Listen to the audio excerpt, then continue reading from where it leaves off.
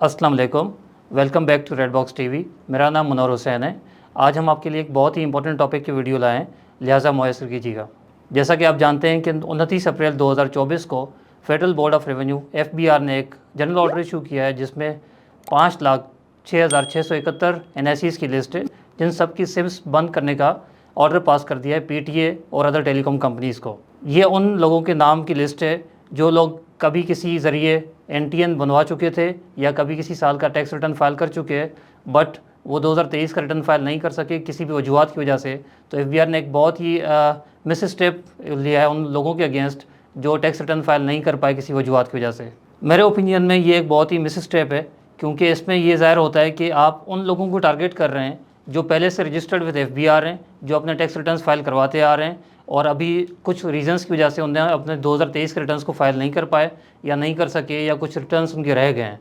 इस ऑर्डर से ये ज़ाहिर होता है कि आप लोगों को पुश कर रहे हैं कि वो अपने टैक्स रिटर्न्स ना फाइल कराएं या ख़ुद को डीरजिस्टर करके अपने NTN को डिलीट करवा दें, ताकि उनके ऊपर ये टैक्स की लॉगो और बाकी कंप्लाइंसेस की कोई ज़रूरत ना पड़े और लोग इस टैक्स नेट से बाहर चले जाएँ। इस न्यूज़ के बाद लोग क्या करेंगे कि लोग अपने NTN बनवाना ही छोड़ देंगे, टैक्स नेट में आना ही छोड़ देंगे, ताकि उनके ऊपर कोई भी इस तरह के कानून लागू ही ना हो। इस ऑर्डर का सबसे बड़ा नुकसान ये है कि आपको टैक्स रेवेन्यू की वजह से टैक्स लॉस फेस करना पड़ेगा।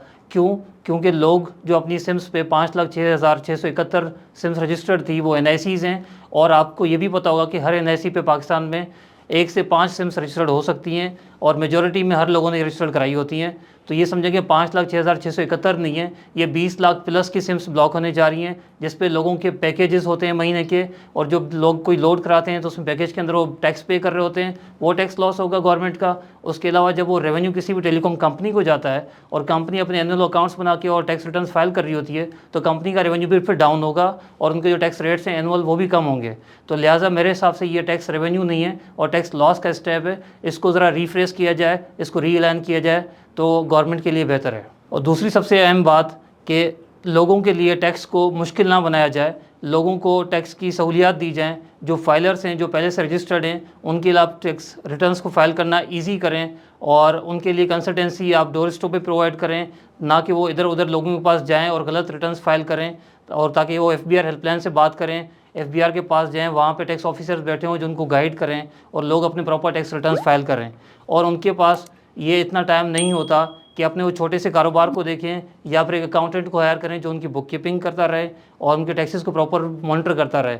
अब देखिए, कोई एक कारोबारी छोटा इंसान है, अब वो अपने टैक्स रिटर्न्स कैसे फाइल करे? कोई शॉपकीपर है या फिर इंडिविजुअल्स है जिनकी इनकम महीने की 1 लाख या उससे कम है और साल की 12 लाख इनकम से, तो उनके अपने अखराजात ही इतने होते हैं कि वो किसी भी अकाउंटेंट को हायर नहीं कर सकते जो उनकी बुक कीपिंग को प्रॉपर रखे, उनके टैक्सेस को मॉनिटर करे, उनके टैक्स रिटर्न्स को फाइल करता रहे। अब ये जो ऑर्डर किया गया है PTA को गवर्नमेंट ऑफ पाकिस्तान के थ्रू, इसकी इम्प्लीमेंटेशन तो PTA ने 15 मई तक लाजमी जवाब देना है और रिपोर्ट देनी है कि ये लोग उन्होंने सिम्स ब्लॉक कर दी हुई हैं। अब इसके बाद जिनकी सिम्स ब्लॉक हो जाती हैं उनको क्या करना चाहिए? वो लोग जिनका इस लिस्ट के अंदर नाम आ गया है वो ये लिस्ट डाउनलोड कर सकते हैं FBR से और उस लिस्ट में अपना नाम या NIC सर्च कर सकते हैं। अगर किसी का नाम उसके अंदर शामिल है तो फौरी और रेड बॉक्स टीवी के टैक्स कंसल्टेंट से रुजू करें और हम आपको गाइडेंस प्रोवाइड करेंगे कि आप उसमें से अपना नाम कैसे डिलीट करवा सकते हैं। और इन केस अगर 15 मई के बाद आपका सिम ब्लॉक हो भी चुका है तो उसको भी आप रीएक्टिवेट करवा सकते हैं। उसके लिए आपको क्या करना पड़ेगा कि कुछ डॉक्यूमेंटेशन आपको फ़ाइल करनी पड़ेगी और आपको अपने 2023 का रिटर्न्स प्रॉपर फाइल करना पड़ेगा, जिसमें आपके बैंक स्टेटमेंट्स, आपकी सेल्स और परचेज़, आपके रेवेन्यूज़, आपके इनकम और एक्सपेंडिचर की डिटेल होगी।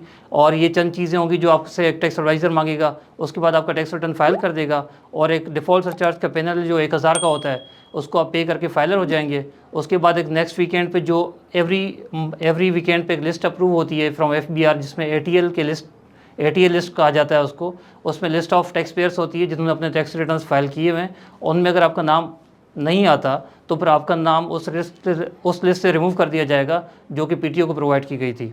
गवर्नमेंट के दिए हुए ऑर्डर्स अब इम्प्लीमेंट होके रहेंगे, तो इसलिए आपसे गुजारिश है कि अगर आप अपने टैक्स रिटर्न्स फाइल करवाना चाह रहे हैं तो स्क्रीन पर दिए हुए नंबर पर रब्ता कीजिए, ताकि इससे बेहतर है कि आप किसी अनाड़ी से टैक्स रिटर्न्स फाइल करवाएं और फिर उसमें मज़ीद गलतियां करें और फिर आपको मज़ीद नोटिस को फेस करने का कोई मामलात हो। इससे बेहतर है कि आप किसी अच्छे प्रोफेशनल कंसल्टेंट को हायर करें और रेड बॉक्स टीवी भी आपको ये सहूलत प्रोवाइड करता है। तो आप हमसे रजू करके अपने टैक्स रिटर्न्स को सही फाइल करवा सकते हैं। इस वीडियो या इस टॉपिक से रिलेटेड आपका कोई भी सवाल हो तो आप दिए हुए नंबर पर रब्ता कीजिए। टैक्स की वीडियोस का सिलसिला जारी रहेगा। बहुत जल्द आपके पास हाजिर होंगे एक नई वीडियो नए टॉपिक के साथ। अल्लाह हाफिज़।